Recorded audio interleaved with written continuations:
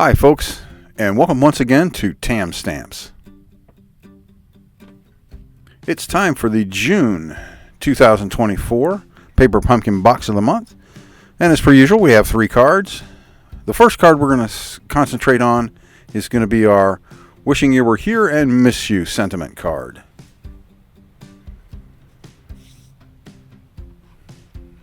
Alright, let's see what they gave us under the hood for this month.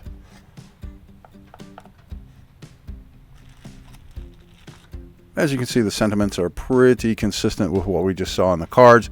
We've got some thanks, wish you were here, missing you type of sentiments, and of course our ink of the month. The link for that ink, if you would like to buy it separately, is going to be down in the comments, so take a look down there.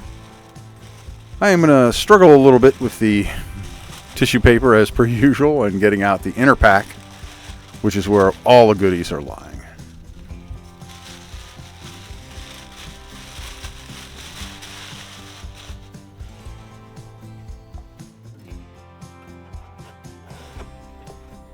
All right, let's take an accelerated look at what we have in our pack. We've got our usual adhesives. We do have some adhesive embellishment dots, which are nice. We've got some really frail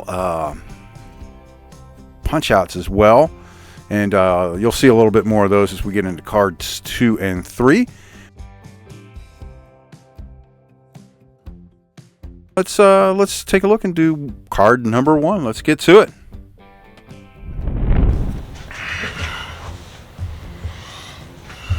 Alright, we're going to start out with a punch out. Nice white background for our sentiment for this card.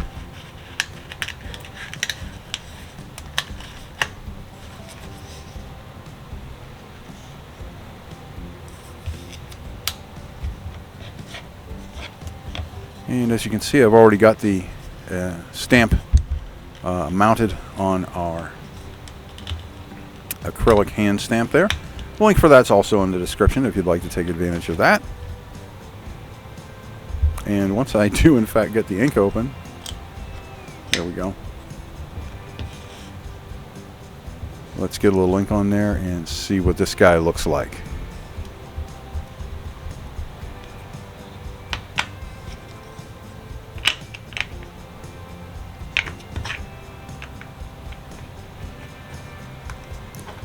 All right. So as you probably saw in the preview, this is going to say, wish you were here.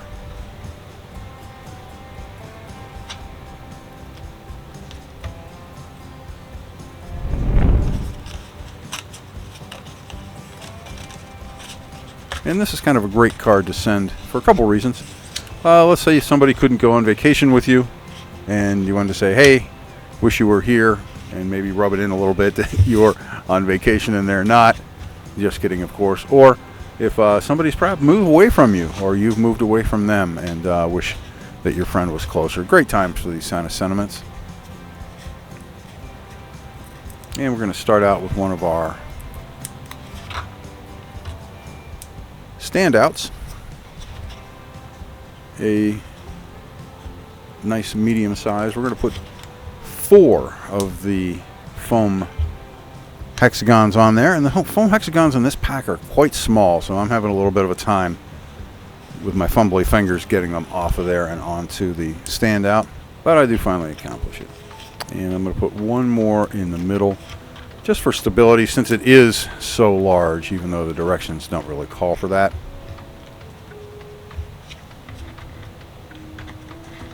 And now I'm going to get our card base out and get it folded in the middle. So I know where I'm going to put this guy eventually. But first, we're going to do a little decorative work with the string.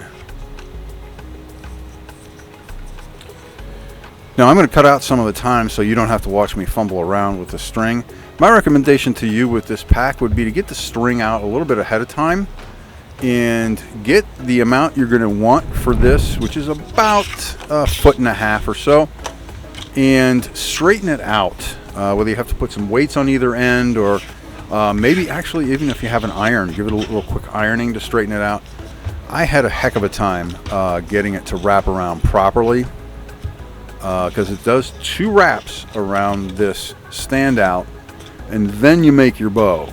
So that took me quite a while, and as you can see, I did edit out some of the extra time in there.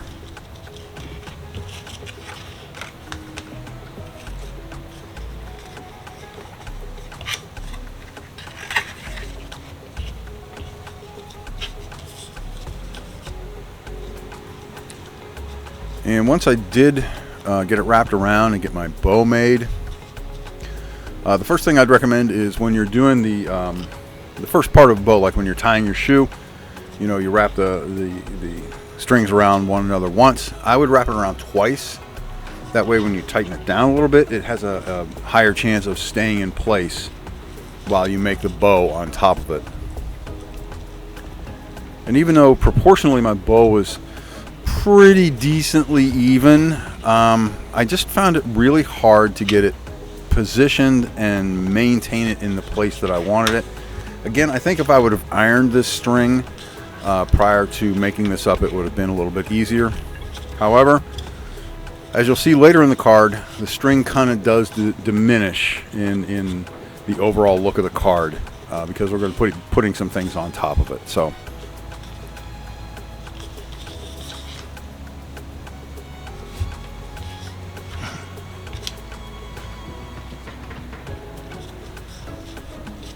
and after several seconds of talking to myself under my breath, as well as trying to pin down the bow, I finally decided that was the best I was going to be able to do. So let's get the adhesive off the back of those hexagons and get her mounted up to our card base.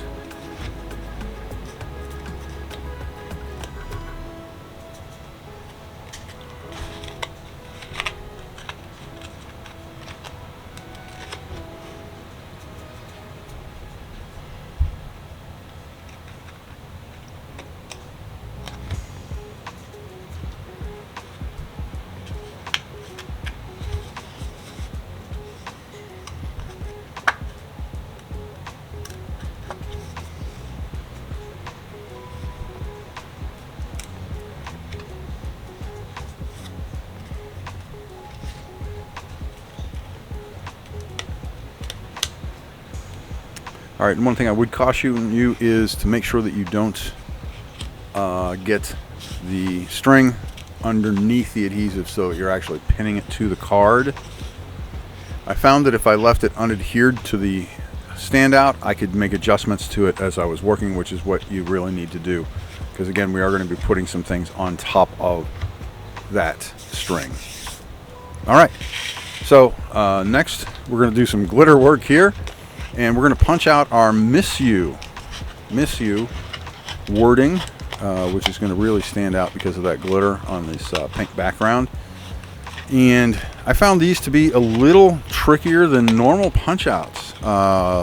Even though they're a little heavier cardstock, I was a little surprised at how hard it was to get the actual interior punch outs out. So I had to go through some tweezers here and get the punch outs in the S's out, and then you have to look at the back of the card as well, because there are small punch outs on the eyes, or the I in Miss You, which I find later, and the I, the dot of the I, is also separate from the Miss part of Miss You.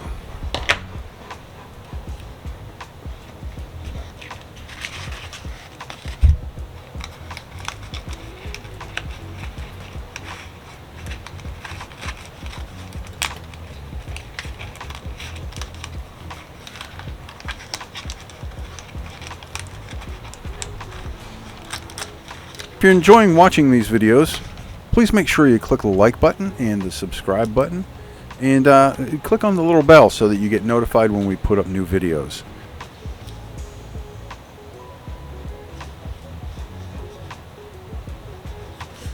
And this is about the time I realized, hey, where's the dot for my eye? And there should be also a little sliver inside the eye that gets punched out.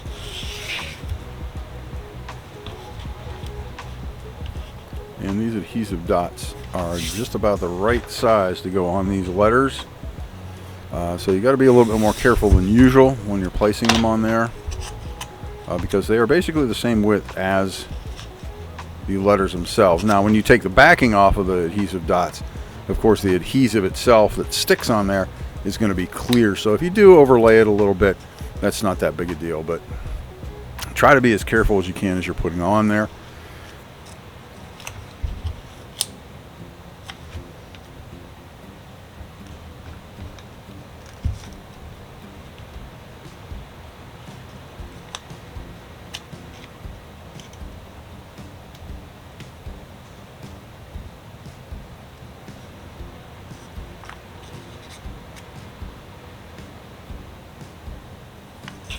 As you're going to see here, when I find the dot for the eye in Miss, the dot and the adhesive dots are virtually the same size, and that was a little bit of an adventure getting that one on there, as you are just about to see.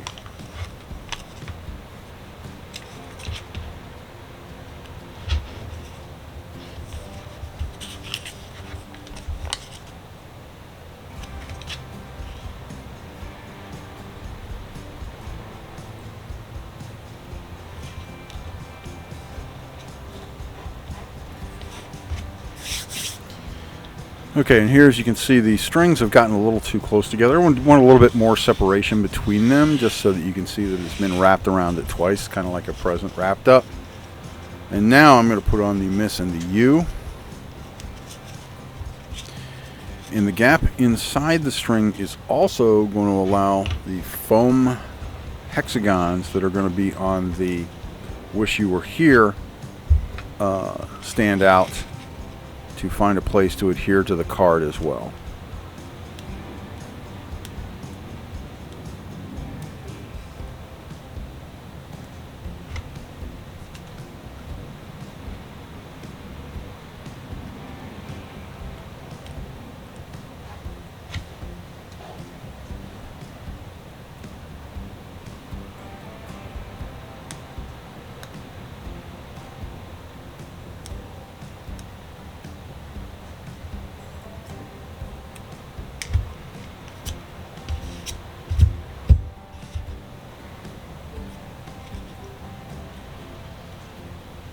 And you'd think that putting the dot on top of an eye would be fairly easy to align and get to the right place, but for some reason I had a heck of a time getting it into pretty much the right place right above that eye, to dot my eye.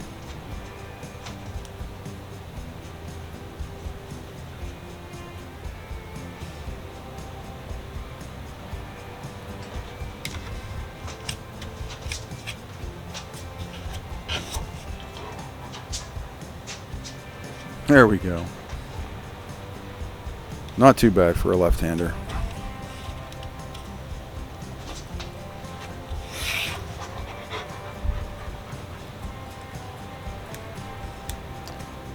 And as I was saying, the U is going to go underneath the two bits of string that we have wrapped around there.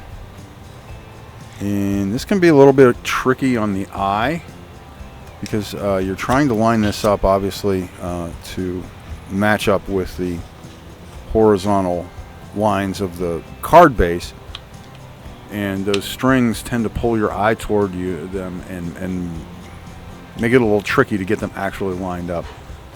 I did a fair to middling job on this one. It was a little tricky for me, I think. And now we're going to put the adhesive hexagons onto our Wishing You Were Here. Pop out, and you'll see that we're going to mount that right inside the two bits of string there.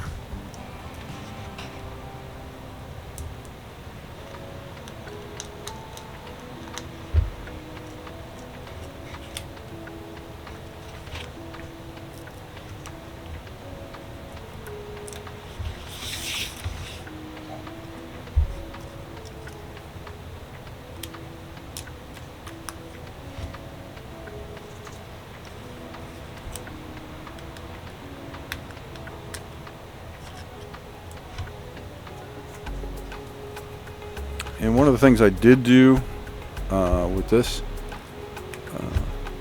pop out was I did pin part of the bow underneath it intentionally to try to make it lay kind of like the example on the instruction sheet showed the bow laying. I still didn't match it up completely, but I think I did fairly well with that.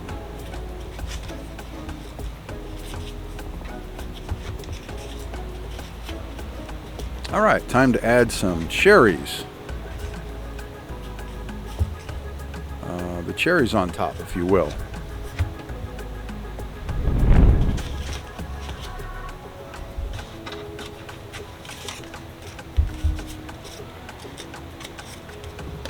So the cherries are going to be mounted with hex squares as well as some of the adhesive dots. And on the front of the cherries, in between these stamps, and I'm going to show you here, or in between the leaves, I should say, are these little embellishments. They're clear plastic embellishments, and you just put an adhesive dot on them and then put them in there. They kind of faded into the card for me. Let me know if you've done this kit, if you were able to get them to stand out a little bit more. Unfortunately, I wasn't. And I think when I do the second card of this, the second one of this card, I'm going to use some of the embellishments that you can see there on the left-hand side. They're little, almost half pearl-esque embellishments. I think I'm going to put one of those in the middle of that little blossom set inside the cherry and see if that'll help it stand out a little bit more.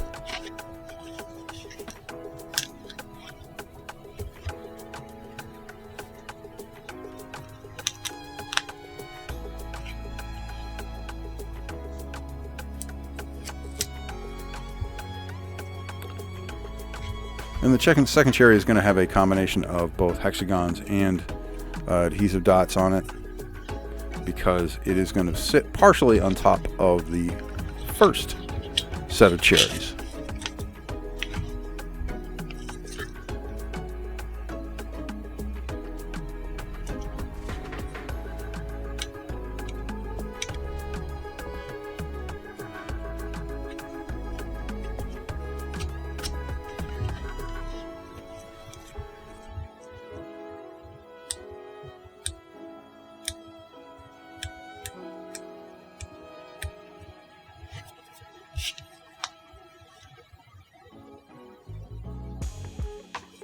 All right, folks, let me clear a little bit of this stuff out of here. There's the envelope that comes for this card.